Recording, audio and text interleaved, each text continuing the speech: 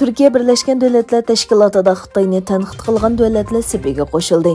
Birleşken Devletler Teşkilatı Kişilik Hukuk yig'inida 43 davlat Xitoyning Uyg'urlarni bostirishini aybladi va Xitoyni mustaqil tekshiruvchilarning Sharqi Turkistonga kirishiga ruxsat qilishiga chaqirdi. 21 oktyabr payshanba kuni 43 davlat Birleşken Devletler Teşkilatı'da birlashma bayonot e'lon qilib, Xitoyning Sharqi Turkistondagi kishilik huquq dafsandichiligiga qarata andishalarini bildirdi.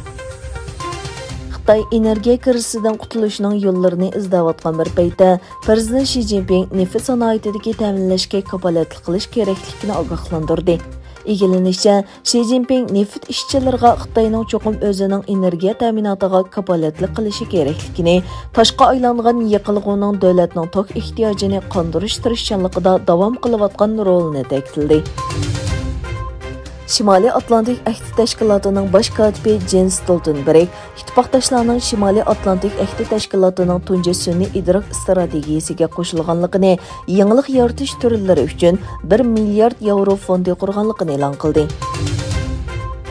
Amerika Davlat Mudofaa ministri Lloyd Austin o'zlarining bir Xitoy siyosiga sodiq ekanligini, ammo Tayvanning o'zini qo'g'dishiga yordam qiladiganligini aytdi.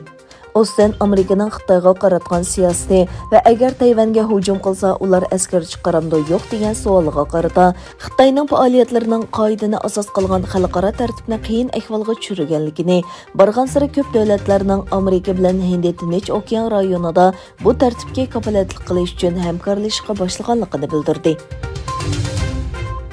Aljeriyadagi kasbiy ma'arif va yoshlar va tarbiya ministrligi rasmiy xat aloqa va tarbiyalashda fransuz tilini ishlatishni oxirlashtirganligini e'lon qildi. Aljeriya kasbiy ma'arif ministrligining ijtimoiy taratquv hisobida e'lon qilingan bayonotda arab tilining ministrlik ichidagi tarbiyalash va barliq rasmiy xat cheklarda majburiy ijro qilinganligini bayon qilindi. Yaponiyaning Osakadagi tema baxtisida tok to'xtab qolish sababidan 35 odam yuqori suratli poyezd liniyasi havo bo'shliqida to'xtab qoldi. 3 soat davomlashgan harakatdan keyin yo'lovchilar tarqoqlashtirildi. Suriya Asosiy Qonun Komiteti 45 kishilik tahrir hay'atining 6-navbatlik yig'ini Birlashgan Davlatlar Tashkiloti Janva ishxonasida oxirlashdi. Birlashgan Davlatlar Tashkilotining Suriyadagi alohida vakili Geir Pedersen Suriya Asosiy Qonun Komitetining 6-qadamlik suhbatining umidsizlik bilan oxirlashganligini bayon qilib, biz erishmoqchi bo'lgan ishga erisha olmadik dedi.